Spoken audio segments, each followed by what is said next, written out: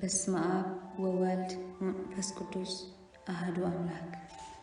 አቡነ ሰረቀ ብርሃን ዘደብረ ጽጌ ወደብረ መድኃኒት።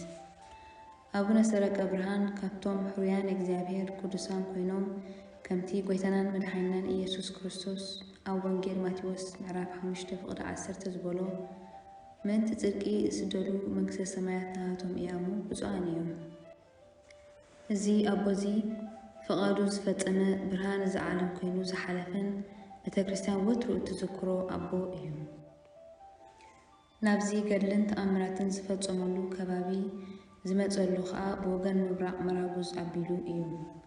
ገለ ካብ ዝገበሮ ዝተቐመጦም ቦታታትን ዝፈጸሞ ተኣምራትን ንምጥቃስ ዝኣክል ክዶ ፈላሲ ተኸላ ኣብዛ ዝተባህለት ዓዲ ኮይኑ ክጽሊ ከሎ መልአክ እግዚአብሔር መጺኡ ስርዓተ ቁርባን ኣዕርግ ከም ዝበሎ ይፍለጥ። እዚ ኣቦዚ ብመሰረት ደረጃ ብቕዓቱ ኣብ ጉዕዞኡ ከም ኣቡነ ገብረ መንፈስ ቅዱስን ኣቡነ ሳሙኤልን ኣንበሳ ተወጢሑ እዩ ዝኸይድ ዝነበረ።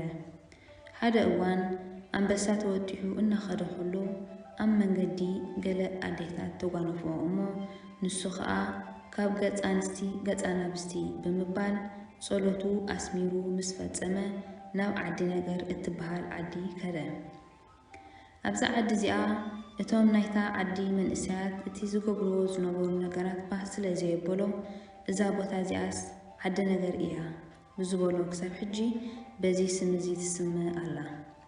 ከምኡ እውን ኣብዛ ዓዲ እዚኣ ብምራቑ ዝወፀት ማይ ክሳብ ሕጂ ትርአ ኣላ።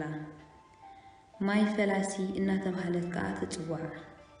እዛ ዓዲ እዚኣ ዓዲ ነገር ብምዃና ስለ ዘይፈተዋ ብመኽረም ኣቢሉ ንድርኮ ናብ ዓዲ ኩሉ ናብ ዓዲ ገብሩ ብእግሪ ኣርግዛና ኣቢሉ ከዓ ናብ ማይ ድያ ወረደ።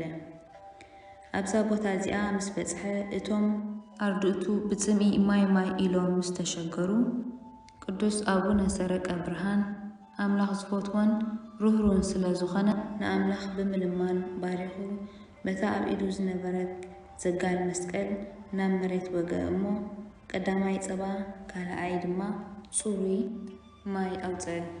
እቶም ኣርድእቲ ከዓ ሰተዩ።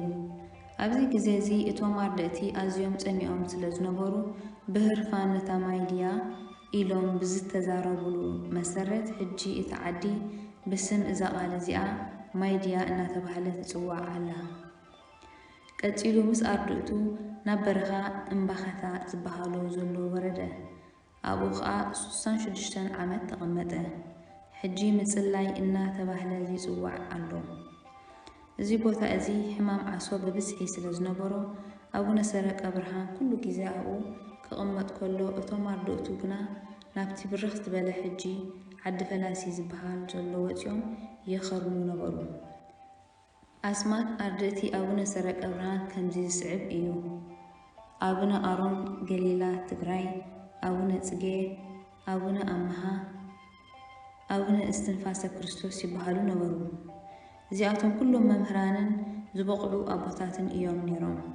ድሕሪኡ ኣቡነ ሰረቀ ብርሃን ንኢየሩሳሌም ክበጽሕ ሓሰበ እሞ ንደቁ ኣነ ክሳብ ዝመጽእ ብኣሮን ወደይ እናተምሃርኩም ጽንሑ ኢሉ ተላቦም።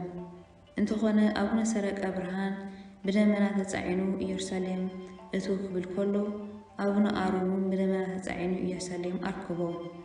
ኣቡነ ሰረቀ ብርሃን ጸሎት ከብጽሕ ከሎ ኣቡነ ኣሮን ከዓ ቅዳሴ ወዲኡ ብዝሰምዐ እዚ ደኣ ኣሮን ወደይ እንድዩ በለ። ካብኡ ቀዲሱ ናብ ቦትኡ ንመራጉዝ መጸ። ኣቡነ ሰረቀ ብርሃን ከም ቀደሙ ደመና ተጻዒኑ ናብታ ጥንታዊት ምጽላዩ እንተተመልሰ ኣቡነ ኣሮን ከዓ ቀዲሞ ኣብ ምጽላይ ጸንሐ።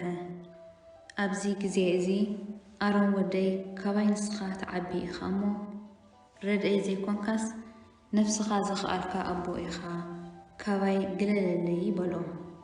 በዚ ምኽንያት እታ ናይ ኣቡነ ኣሮን ገዳም ገሊላ እናተባህለት ክሳብ ሕጂ ትጽዋዕ ኣላ። እዛ ገሊላ እትበሃል ኣብ ኢትዮጵያ ብፍላይ ከዓ ኣብ ትግራይ ትርከብ። በረኸቶም ምስ ኩላትና ህዝበ ክርስቲያን ይኹን። ወስብሐት ለእግዚአብሔር።